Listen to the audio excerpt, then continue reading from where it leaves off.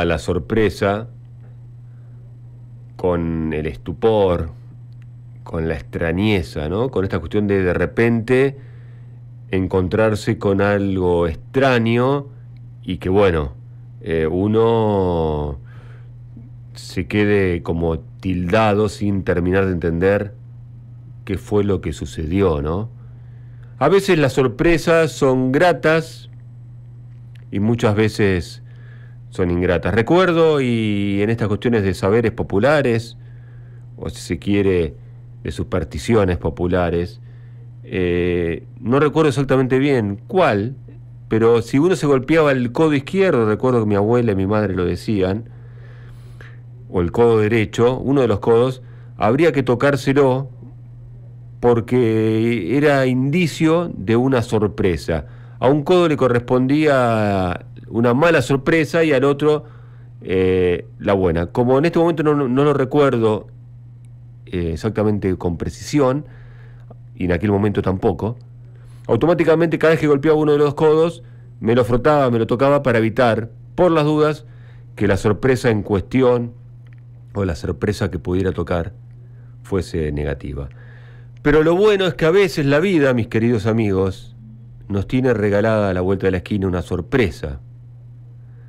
¿Qué decir entonces de lo que sucedió el domingo y encontrarnos con la provincia de Buenos Aires como bastión de la esperanza? Pensemos, como dice el Mister en Buenos Aires, himno provincial, que ser bonaerense es un estado emocional. Y vaya uno si el domingo no fue un tobogán de emociones en esto de ser bonaerense y poder golpearse el pecho y mostrárselo al mundo. 135 son los municipios de todos los colores de la provincia de Buenos Aires, 135 son las esperanzas, 135 son las emociones y las sorpresas que tenemos guardadas para cada uno de ustedes.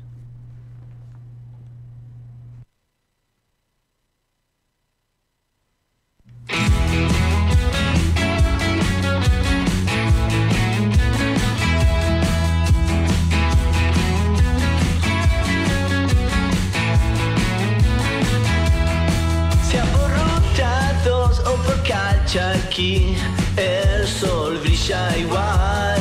Dicen que es difícil vivir aquí y que la pasamos mal, y que en el hambre estamos apretados y hacia el centro hay más lugar. Pero prefiero vivir de este lado y no en capital. Buenos Aires, yo te amo, ingobernable desde el campo hasta el mar, cielo abierto y conurbano. Sos un quilombo hermoso que nunca se va a terminar.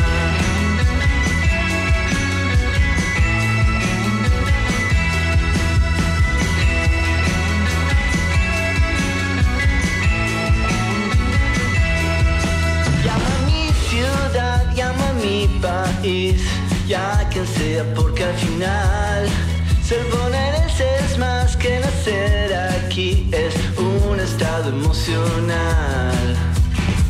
Verdad que algunas veces nos peleamos, pero ahora hay que pelear contra el chetaje descorazonado que nos mira mal. Buenos Aires, yo te amo, ingobernable desde el campo hasta el mar, cielo abierto y conurbano. Sos un quilombo que no va a terminar. Buenos Aires, sos tan grande que el mismo Dios tuvo que poner un mar y frenarte. Buenos Aires, pero sabemos que nada ni nadie te va a frenar.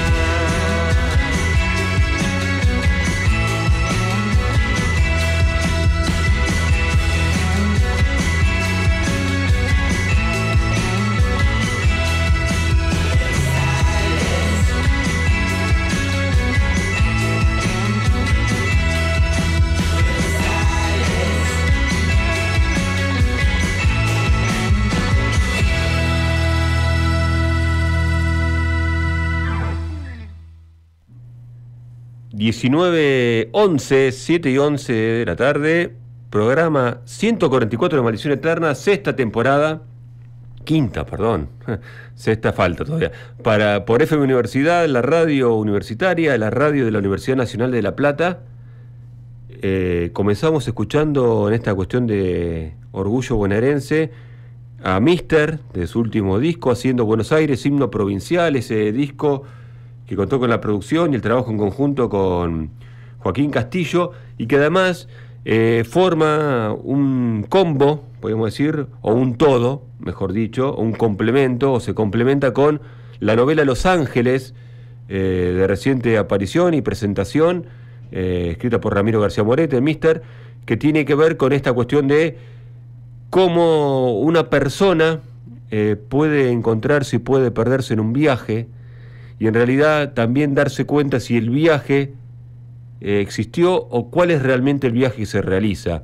Bueno, esa novela Los Ángeles, como le decía, de Ramiro García Morete, se complementa con este EP que cuenta con esta canción Buenos Aires, himno provincial, y que significa un regreso del Mister podemos decir, a los caminos de la canción folk, y de algo de eso sucedió el jueves pasado, cuando se presentó en Ciudad de Gatos, con Misterio, en una banda que dio cuenta de un repertorio cancionero y también de su facilidad o su bondad a la hora de componer canciones. En un instante nomás tendremos una charla, entiendo que ya en minutos nomás por Maldición Eterna, un tema súper interesante que quizás no tiene, o por momentos sí o por momentos no, pero entiendo la exposición suficiente, aunque tiene ráfagas que los medios deciden cubrir la cuestión feminista, en este caso abordado desde las lecturas y de un tratamiento sumamente interesante desde el siglo V a.C. hasta el presente. Hay una especie, podemos decir, ahora vamos a hablar con la autora, de formación de canon, aunque la palabra canon muchas veces suena como peyorativa, ¿no? Por todo lo que implica ser canónico y todas las literaturas emergentes que la rodean. En este caso quizás tendremos que hablar de palabras y lecturas emergentes que amenazan, haciendo bien, al canon, pero bueno, en definitiva, uno puede, en este derrotero, puede ir formando su propio canon de lecturas feministas, utilizando el canon, en este caso como una palabra positiva. Para eso vamos a hablar con Gabriela Borrelli Azara, autora de lecturas feministas, escritos del siglo V a.C. hasta el presente. Hola Gabriela, ¿cómo va? Hola, ¿qué tal? ¿Cómo está? Gracias por el llamado. Muy bien. ¿Todo bien?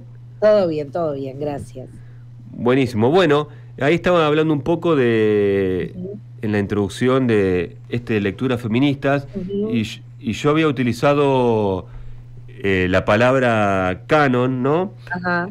Como formación, esta cuestión de búsqueda y formación de un canon no es la intención del libro, digo, y entendiendo, explicaba que el canon siempre, digamos, en realidad se contrapone a las literaturas y a las lecturas emergentes, ¿no? Que en este caso serían las lecturas que estamos hablando, las lecturas feministas, ¿no? Obviamente van contra el canon, que busca silenciarlas, como sucede con el canon, ¿no? Pero digo, esta presentación me pareció a mí cuando leí el libro y fui apuntando, por lo menos, no sé si la palabra adecuada es canon, pero sí me sirvió para tener un punteo más que interesante de un largo recorrido, muchas veces no del todo difundido, ¿no? Claro, bueno, el canon, bien lo decís vos, es un conjunto, en cada época va cambiando, pero es un conjunto de autores, estéticas, ¿no? Que tienen, bueno, popularidad o prestigio, ¿no? Sí. Y ese canon siempre va excluyendo algunas estéticas, sí, algunas miradas y algunos nombres.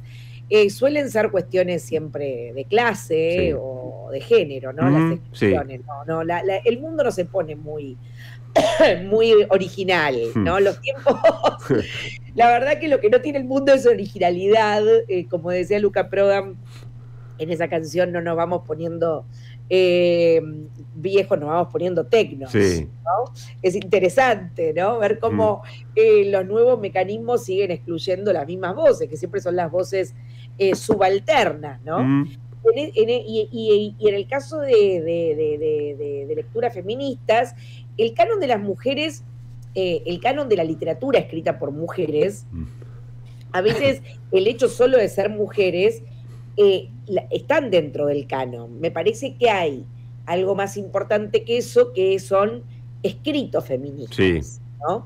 Como lecturas feministas. Sí. Y el libro es una antología, podría ser, yo me imagino que es como son las lecturas de una feminista de la última ola, ¿no? Bien. Porque cuando en 2018 salió la primera edición del libro, me pregunté eso, ¿no? Muchas pibas me preguntaban, me decían, ¿qué leo? ¿Qué leo? ¿Qué leo? ¿Qué leo feminista? ¿Qué leo feminista? Entonces fue una pequeña listita que yo hice que se transformó en un libro, ¿no? Bien. Esta lectura feminista, como bien decías vos, obviamente, dentro de la literatura y dentro de, aunque sean pocas, ¿no? Dentro del canon, hay voces femeninas, pocas quizás, en proporción, digamos, al dominio masculino, como en todo, ¿sí? Eso, digamos, ¿por qué sería distinto, digamos, en la literatura, ¿no? Exacto. Pero sí lo que tiene, bien decías vos, esto de lecturas, ¿no? Feministas. Y a mí me pasó cuando leía, obviamente, en este juego de la lectura que ofrece siempre el lector, adueñándose del libro y recorriendo el libro, obviamente justo la semana anterior que yo comenzara a leer el libro, había estado hablando de Mary Shelley y, digamos, y su Frankenstein y todo lo que, digamos, las dificultades de publicación y, bueno, todo lo que tuvo atrás, ¿no? En el momento en que decidió publicar y cómo el género, en su momento también al ser escrito por mujer, era un género menor, el gótico, una serie de cuestiones, ¿no? Y después cuando encontré en el libro la referencia a ella, pero en realidad a partir de su madre. La madre, sí, Mary Wollstonecraft. Bueno, ahí dije, bueno, está bien, en la literatura costó, pero estamos hablando de otra cosa también, ¿no? Bueno, Mary Wollstonecraft fue una de las más importantes feministas de todos los tiempos, y a veces es poco conocida, pero fue una gran pensadora, la madre de Mary Shelley, y hay que ver por qué también Mary Shelley, ¿no? A tan temprana edad, tenía 17, 18 años cuando escribe Frankenstein, ese juego que están en esa casona, los románticos y le proponen jugar y ella sube a una habitación superior y escribe esa novela increíble. Totalmente. Una niña criada, Mary Shelley, en la libertad total con una madre absolutamente feminista, ¿no? Que no creía en la pose del género femenino de esa época, que creía fervientemente en la libertad de pensamiento de la mujer. Entonces, el ejemplo que das es muy lindo, porque el ejemplo que das es un poco con que lo que hace la literatura o un ambiente feminista es permitirnos soñar otra cosa, ¿no? En los últimos años, y parte de la estrategia de la ultraderecha fue establecer al feminismo o a la mirada feminista como carcelaria, policíaca, conservadora, ¿no? Sí. Y en realidad el libro da cuenta que el feminismo, más que la queja constante, es la apertura de otros mundos, la posibilidad de que todo sea otra cosa, de nuevas relaciones, de nuevos pensamientos, de ficciones. Y bueno, como pensó Safo, por ejemplo, como pensó Christine de Pizan, como pensó Sei Yonagon, esa japonesa que escribía y guardaba sus escritos debajo de la almohada. Me parece que en el 2018 el libro Lecturas Feministas tenía una lectura, y hoy con la ultraderecha y el antifeminismo unido a la ultraderecha en varias partes del mundo, tiene otra lectura también, para poder dar la disputa cultural de lo que es el feminismo, y que el feminismo no sea solo unido a la cancelación, a que no se pueden hacer chistes, a lo represivo, ¿no? Sí. Me parece que esa fue estuvo pensado. Obviamente. Decir. El feminismo, a mí como militante feminista y como lectora feminista, me ha dado las etapas más libres y felices de mi vida, ¿no?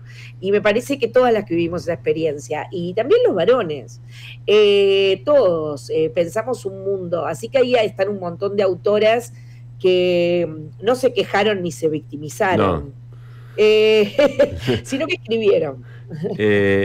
lo interesante que tiene que ver con esto, bueno, el poder de la lectura, ¿no? Porque, bueno, al margen de los escritos, hace unas semanas charlábamos con Juan José Becerra, Ajá. y él lo que planteaba con respecto a las lecturas, que él, digamos, se sentía más dueño, planteaba, de los libros que leía que de los libros que escribía. Obviamente, ¿no?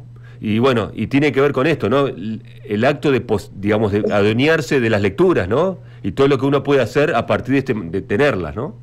Bueno, este libro, yo lo digo en el prólogo del 2018, es un libro que me dio un lujo como lectora, que pude como lectora mostrar mis recorridos lectores, ¿no? Sí.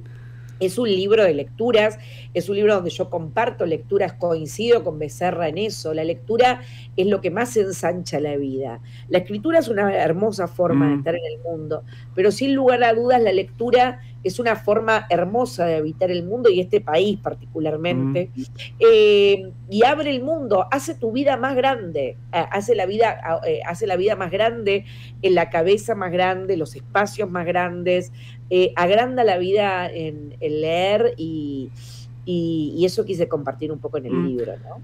También es interesante porque en esta, podríamos decir, propaganda o construcción de la derecha, de los grupos de derecha o conservadores, con respecto a qué se vende o la etiqueta que se le pone al movimiento feminista, ¿no? Que bien decías vos, que siempre asociado a la cancelación o a lo represivo, ¿no? A lo conservador, incluso. Y también otra cuestión es como que es una moda. También aparece el concepto de moda como que es algo reciente, ¿no? Ahora, cuando uno agarra lecturas feministas, por decirlo, y ve el recorrido, claramente lejos está de serlo, ¿no? Obvio. Vos sabés que hay una autora que no está, que se llama Gerda Lerner, que tiene un libro muy bueno que se llama La creación del patriarcado. Sí, ¿no? lo leí. Claro, viste que dice, bueno, ¿cuándo empezó esto del patriarcado? Bueno, pero ¿cuándo empezó? Bueno, hay que tirarlo, pero a ver cuándo empezó. Y ella dice algo muy lindo que yo me sentí identificada, dice, cada ola feminista piensa que está haciendo algo nuevo, porque no puede reconstruir su propia historia, ¿no? Sí. Entonces, yo misma pasé eso cuando empecé, empecé, wow, pero esto ya lo pensaron en el siglo XVIII, wow, pero esto lo pensaron en el siglo XVI, esto fue pensado en el otro siglo, y creo que después de este periodo oscuro que estamos pasando realmente, sí, va a venir un periodo muy luminoso, en el que las chicas también van a decir, esto lo pensaron en el 2018, ¿no? En el 2050. Y me parece que ese recorrido, que siempre pareciera como que se está despertando a algo nuevo, y la intención también del libro es esa sorpresa con el pasado. A mí me interesa mucho el pasado, para pensar el presente, claro, para que ilumine el presente. Así que me parece que esta es una nueva forma de volver a pensar ahora algo que ya otras pensaron y unirnos con esa. La estructura del libro es sumamente interesante, Gabriela. Estamos hablando con Gabriela Borrelli, que tiene, aparecen 2, 3, depende, escritoras o pensadoras, mejor dicho, sería la palabra, me parece más interesante o más apropiada. Haces como una introducción general, por qué están juntas o por qué comparten ese capítulo, de una manera muy amena, digamos. La verdad uno se siente, digamos, se va dejando llevar, casi como una ficción en esas palabras. Después aparecen las escritoras, pero además lo importante, pues se puede haber quedado, como sucede muchas veces, en vos comentando, vos reseñando, vos trayendo solamente una cita de algo para mostrar tu opinión y demás. Encontramos con los fragmentos de los textos de los que estamos hablando. Eso me parece que no es tan frecuente, aunque parezca una obviedad, no me parece que sea tan frecuente en este tipo de libros. Bueno, gracias, Flor, te agradezco muchísimo la lectura y esta lectura que haces vos, que es verdad, me era muy, viste, yo no soy una académica, soy esa palabra que a mí me gusta por chica, pero divulgadora, ¿no? Sí. Soy una divulgadora, una comunicadora, entonces me era muy difícil, entonces quise agrupar a ciertas escritoras por cómo las leí, ¿no? Por ejemplo, Copernicanas, que ahí está Simone de Beauvoir, como me parecieron que fueron lecturas que cambiaron, ¿no? Simone de Beauvoir cuando dice el segundo sexo y dice una mujer no nace, una mujer se crea, mujer no se nace, ese hecho ya cambió, fue un giro para siempre, ¿no? De la historia de la humanidad y del pensamiento. Entonces quise agruparlas y eso, y presentarlas, pero sobre todo siempre intento lo mismo en mis libros, que es traer el ánimo de la conversación, ¿no? Trasladar como que estamos en un bar charlando y yo te digo, a mí me parece que estas minas cambiaron el mundo. Bueno, un poco eso, llevarlo a la lectura y seguir conversando en el libro. De alguna manera recuperar la magia que tiene la oralidad, ¿no? Sí, sí. Bueno, yo vengo de la oralidad, como todos, pero más, porque bueno, yo creo que empecé un poco a escribir mientras hacía radio, ¿no? Claro. Creo que hay ahí una escritura oral, de la manera en que pensamos cómo entrar. Ahora un poco el stream borró esa narrativa radial. Sí. Pero bueno, vos lo sabés bien, en radio, viste, uno piensa con qué frase entrar, con qué frase salir, los nombres de los programas, pequeñas muletillas que tiene cada conductor, cómo vas armando la introducción a una nota, por ejemplo, cómo armaste vos la introducción a esta nota. Para mí esas son narrativas radiales y fue donde yo empecé a escribir. Empecé a escribir ahí, después me fui al libro, pero un poco como tenía columnas hablando de libros, esa fue, y me gusta que así sea, valoro muchísimo esa narrativa radial tan preciosa, así que un poco también el libro tiene ese ánimo, ¿no? Absolutamente. Pensaba también a partir de lo que decías, ¿no? De cómo están agrupadas y demás, porque en realidad uno podría pensar en un orden fácil, bueno, van por épocas, ¿no? Bueno, todas es la fácil, ¿no? Pero bueno, acá no. La coexistencia incluso de pensamientos y de ideas hacen que, como decías vos, con las copernicanas, va por otro lado, ¿no? Bueno, estas van por esto, ¿no? El orden, digamos, ¿se te fue apareciendo o ya tenías en claro cómo iba a estar agrupado? No, hay una mínima cronología, pero un esbozo de cronología, porque quise agrupar, por ejemplo, en el primer capítulo, las antiguas, ¿no? Safo, Seillón, Agón, y después, bueno, las copernicanas o aquellas que me interesaban, como, bueno, las irreverentes, que está Alfonsina Storni, las poetas, que está, bueno, Gabriela Mistral o Rosario Castellanos. La verdad que quería agruparlas como por ideas, ¿no? Como por compartir ideas, y además ideas muy distantes, ¿no? Por ejemplo, en el último capítulo, que es el nuevo, que agregué para las que ya están escuchando y tienen el otro, el último capítulo fue la última ola que surfeamos. Claro. Entonces, de esa última ola traje 3 experiencias muy diferentes. Una es la de Donna Haraway, para mí tiene que ver con el ambientalismo. La otra es la de Sara Ahmed, que es la que está pensando en esto que últimamente ha pasado en la última ola, que es la feminista Aguafiestas, ¿no? A la feminista que es carnavale, bueno, hasta la feminista no se puede hacer más chistes. Me encanta cómo lo piensa eso. Y Marcela Altusreid, que es una argentina muy poco conocida, eso sí que es un descubrimiento último del pensamiento argentino, que era una teóloga rosarina, que se fue a vivir a Escocia, y ella piensa el feminismo, lo queer y la religión. Bien. Entonces, ese último capítulo son 3 autoras que no se conocieron entre sí, que son de diferentes épocas, que no dialogan sus obras, pero que una lectura sí las puede unir, ¿no? Igual que puede unirse en el primer capítulo a Safo con Seillón. Totalmente. Que no compartieron ni lengua ni historia, pero están ahí en una antigüedad de presente. Un patrón en estas lecturas feministas o en estas pensadoras que claramente sucede y sigue sucediendo con las mujeres en general, ¿no? Que tiene que ver con el silenciarlas en ciertos aspectos. Por ejemplo, vos mencionabas recién a Alfonsina Storni, ¿no? Que en realidad terminó siendo la poetisa o la poeta que se suicidó, ¿no? Que se ahogó, digamos, y hay como un borramiento, se elige como un borramiento, ¿no? De toda una carga que es sumamente fuerte e interesante, no solo por lo que escribió, sino por las acciones que tenía también.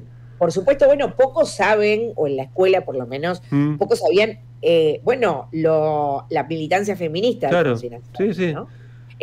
A Storni a mí me encanta, porque Storni es un caso muy increíble. Storni fue muy famosa mientras vivió, fue absolutamente famosa. Llenaba, Storni leía en el Hotel Provincial antes del peronismo, cuando el Hotel Provincial iba a la más alta alcurnia de este país, y se llenaba de mujeres bien escuchándola recitar a Alfonsina. Vendía sus libros, era un nombre importante de la intelectualidad porteña. Luego de su muerte, de su suicidio en Mar del Plata, para siempre quedó borrado, ¿no? La militancia feminista de Alfonsina, y también las razones de por qué se suicida, ¿no? Que siempre quedaron hasta Félix Luna le escribió una canción, ¿no? Sí. Siempre con esa letra, te vas Alfonsina con tu soledad, ¿no? Te vas Alfonsina con tu soledad. Bueno, desde ahí hay una idea metafórica, pero no real, ¿no? Alfonsina no estaba sola en el momento que se suicida. Alfonsina se suicida porque había superado un cáncer de mama, se había operado de un pecho, tenía que operarse nuevamente, el cáncer avanzaba, y ella decidió terminar primero con su vida antes de que el cáncer terminara con su vida, ¿no? Pero, y esas últimas palabras que le deja, si él llama de nuevo, dile que no estoy, que he salido, que siempre se pensaba que era un amor no correspondido por el que ella se suicidó. Cuando yo era chica, me contaron eso, a vos seguramente también. Bueno, no, eran para su hijo Alejandro, fue madre soltera. Sí. Toda esa vitalidad de Alfonsina, la historia se encargó de taparla, y bueno, y nosotras, las lectoras, somos las que la traemos a la luz, ¿no? Por eso es tan importante el lector. Sí, eso iba a decir, ¿no? El poder de la lectura, ¿no? Porque bueno. El lector trae todo al presente, y también trae las vidas de quienes escribieron, cuando son vidas que merecen ser contadas, ¿no? Por eso uno que es lector, ¿no? Que está acostumbrado a leer, se sorprende, por lo menos me pasa de sorprenderme cuando cruzo con gente que no lee absolutamente nada, ¿no? Porque es un poco de incredulidad y no terminar de entender el cómo, ¿no? ¿Cómo puede ser, ¿no? Sí, yo conozco gente, viste que entras, yo conozco gente que a mí cuando a veces entro a una casa y no hay libros, ¿viste? Digo, qué loco, ¿no? No leer. Yo creo que se lee de otras maneras también. Sí. Ahora más todavía, que hay una relación con la lectura a través de las redes, y escritura mucho más asidua, constante, ¿no? Si uno se pone a pensar, todo el tiempo se está escribiendo.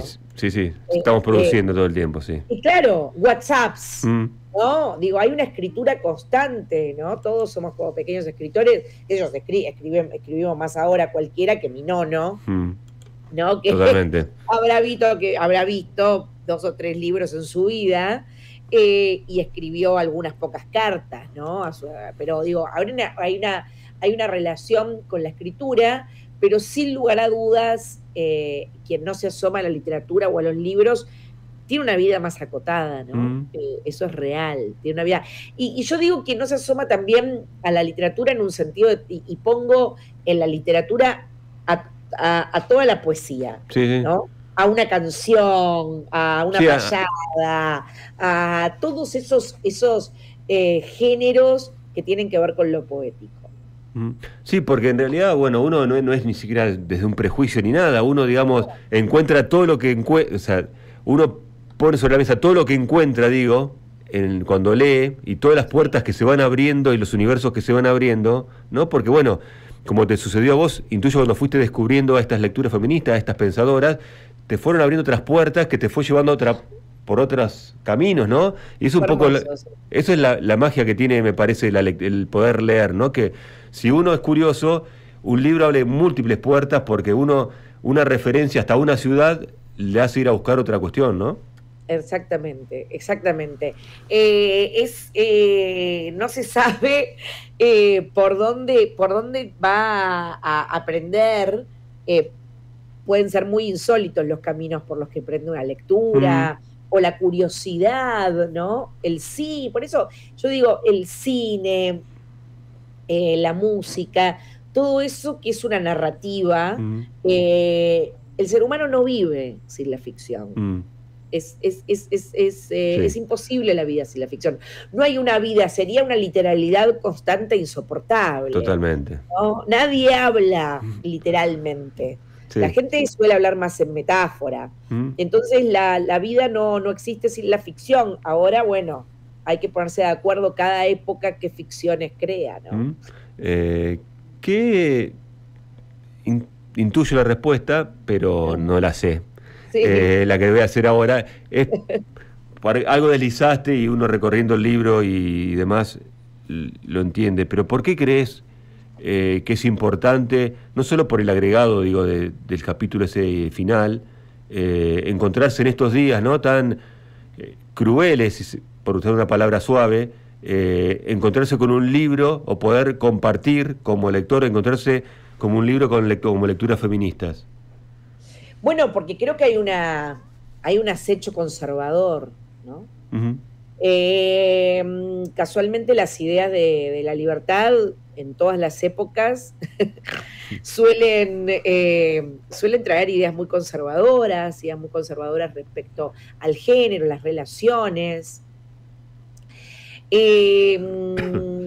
Nosotras, muchas de las que pensamos el feminismo, lo pensamos como una forma de romper algunas también, o de abrir las posibilidades de otra forma de estar en el mundo.